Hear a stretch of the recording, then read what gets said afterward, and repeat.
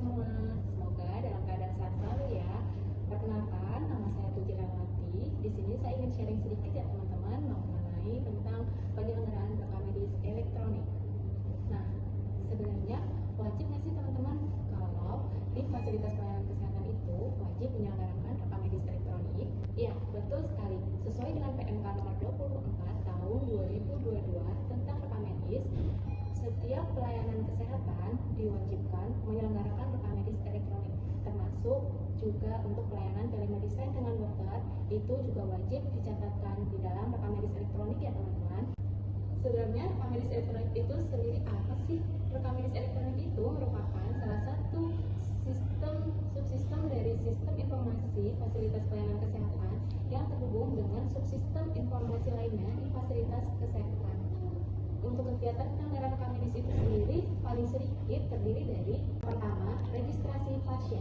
Registrasi pasien merupakan kegiatan pendaftaran berupa pengisian data identitas pasien dan data sosial pasien. Untuk data identitas pasien itu paling sedikit berisi dari nomor rekam medis, nama pasien, dan nomor induk kependudukan atau NIK. Yang kedua, pendistribusian data rekam medis elektronik. Pendistribusian data rekam medis elektronik yang dimaksud adalah kegiatan pengiriman data rekam medis elektronik dari satu unit pelayanan ke unit pelayanan lain di fasilitas pelayanan kesehatan.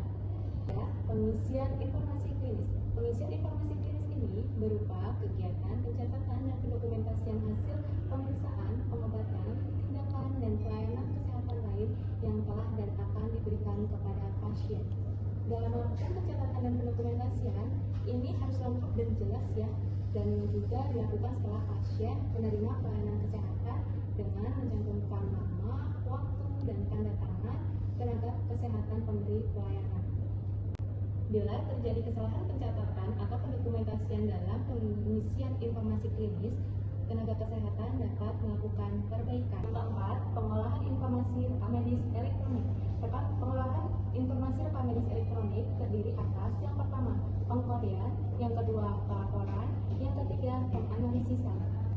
Pengkodean ini merupakan kegiatan pemberian kode klasifikasi klinis sesuai dengan ICD-10 untuk kode penyakit dan ICD-9-CM untuk kode tindakan medis.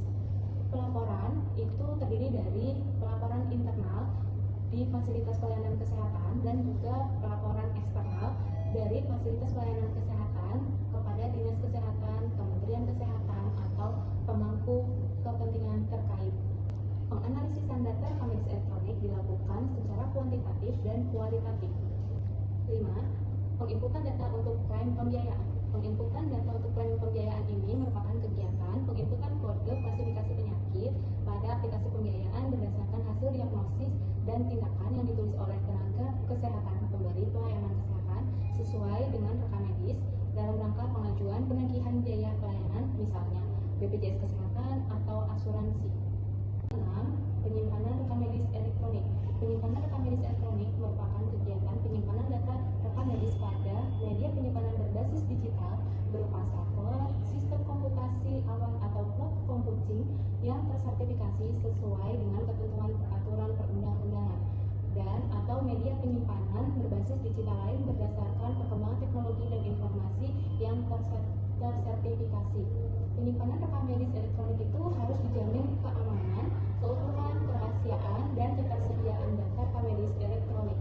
Penyimpanan melalui media penyimpanan berbasis digital wajib memiliki cadangan data atau backup system. Penyimpanan data rekam medis elektronik di fasilitas pelayanan kesehatan dilakukan paling singkat 25 tahun sejak tanggal kunjungan terakhir pasien. Yang ketujuh, penjaminan mutu rekam medis elektronik. Penjaminan mutu rekam medis elektronik dilakukan secara internal oleh fasilitas pelayanan kesehatan dengan melakukan audit mutu rekam medis elektronik yang dilakukan secara berkala oleh tim review rekam medis yang dibentuk oleh pimpinan fasilitas pelayanan kesehatan dan dilakukan sesuai dengan pedoman rekam medis elektronik. 8. Transfer isi rekam medis elektronik. Transfer isi rekam medis elektronik ini merupakan kegiatan pengiriman rekam medis elektronik dalam rangka rujukan pelayanan kesehatan perorangan ke fasilitas pelayanan kesehatan penerima rujukan. Itulah kegiatan pelayanan penyelenggaraan rekam medis elektronik yang harus kita ketahui dan segera kita terapkan ya teman-teman di fasilitas pelayanan kesehatan. Semangat bertransformasi dari